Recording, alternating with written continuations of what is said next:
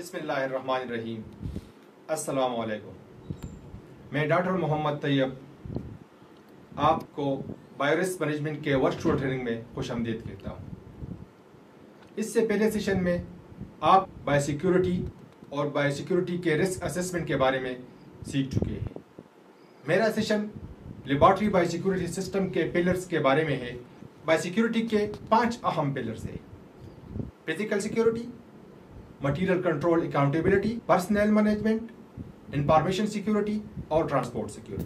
آئیے اب bio security کے پہلے پلر فزیکل سیکیورٹی کے بارے میں بات کرتے ہیں۔ فزیکل سیکیورٹی میں ہم وہ اقدامات لیتے ہیں جس سے لیبارٹری میں موجود ایسٹ تک غیر متعلقہ افراد کی رسائی کو روکنا اور محدود کرنا ہے۔ فزیکل سیکیورٹی کے 4 پرنسپلز ہیں۔ پہلا، ڈیٹیکٹ کرنا، کسی چیز کو معلوم کرنا; ڈیلے، کسی چیز کو روکنا; ڈیٹین، پکڑنا; ایکسس کنٹرول، لیبارٹری میں صرف اتھورائز لوگ جا سکتے ہیں۔ فزیکل سیکیورٹی کے اقدامات اسی 4 پرنسپل کی بنیاد پر رکھے جاتے ہیں۔ مثال کے طور پر دیواریں، گیٹ، لاک سسٹم، چوکیدار، CCTV کیمرہ اور سب سے اہم بات ٹرین سٹاف کا ہونا بہت ضروری ہے۔ اب بایو سیکیورٹی کے دوسرے pillar material control and accountability کے بارے میں بات کرتے ہیں۔ مٹیریل کنٹرول اینڈ اکاؤنٹیبلٹی اس لیے ضروری ہے کہ لیبارٹری کے ایسٹ کو ان خطرات یا تھریٹ سے بچانا ہے جو لیبارٹری کے اندر موجود ہے۔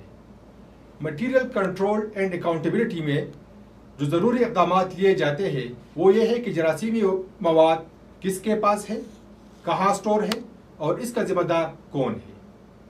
یہ بھی انشور کیا جاتا ہے کہ اس مٹیریل تک ان افراد کی رسائی ہو جن کو اجازت ہو۔ اس میں تمام جراثیمی مواد کا ریکارڈ برقرار رکھا جاتا ہے، اور اگر کوئی مواد چوری ہو جائے تو اس کا ذمہ دار بھی معلوم ہو اور اس مٹیریل کو ٹریس بھی کیا جا سکے گا۔ مثال کے طور پر coding, labelling, daily inventory, material issue اور ریسیونگ کا ریکارڈ، یہ سارے مٹیریل کنٹرول اینڈ اکاؤنٹیبلٹی کے مثالیں ہیں۔ آئیے اب بایو سیکیورٹی کے تیسرے پلر کے بارے میں جانتے ہیں۔ پرسنل مینجمنٹ میں اس بات کو یقینی بنایا جاتا ہے کہ لیبارٹری کے لیے ایسے سٹاف کا انتخاب کیا جائے جو تعلیمی قابلیت اور تجربے کے ساتھ ساتھ قابل اعتماد بھی ہو۔ ایسے سٹاف کے انتخاب کے لیے لیبارٹری میں خاص نظام بنایا جاتا ہے جس میں لیب سٹاف کے انتخاب سے پہلے ان کی بیک گراؤنڈ کے بارے میں جانا جاتا ہے۔ مثال کے طور پر پولیس ویریفیکیشن اور ریفرنس چیک کرنا اس کے مثالیں ہیں۔ اس کے علاوہ سٹاف ٹریننگ اور اویئرنیس بھی پرسنل مینجمنٹ کا حصہ ہے۔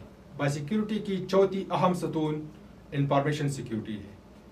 لیبارٹری انفارمیشن کو محفوظ رکھنا اور اس تک رسائی محدود کرنا یہ لیبارٹری مینجمنٹ کی ذمہ داری ہے۔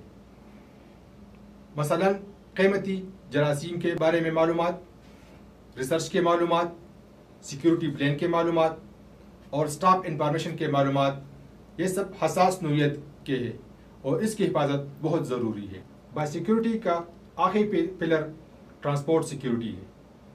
ٹرانسپورٹ سیکیورٹی میں ایسے اقدامات لیے جاتے ہیں تاکہ جراثیمی مواد کو ایک لیبارٹری سے دوسری لیبارٹری یا ایک شہر سے دوسرے شہر تک محفوظ طریقے سے منتقل کیا جا سکے۔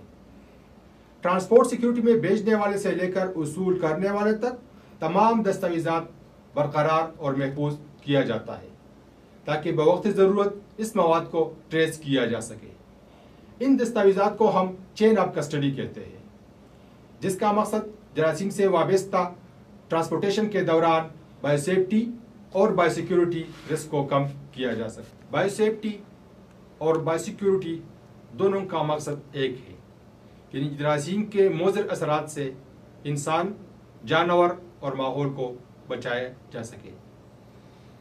اگرچہ بایو سیفٹی اور بایو سیکیورٹی دونوں کا اپروچ الگ الگ ہے۔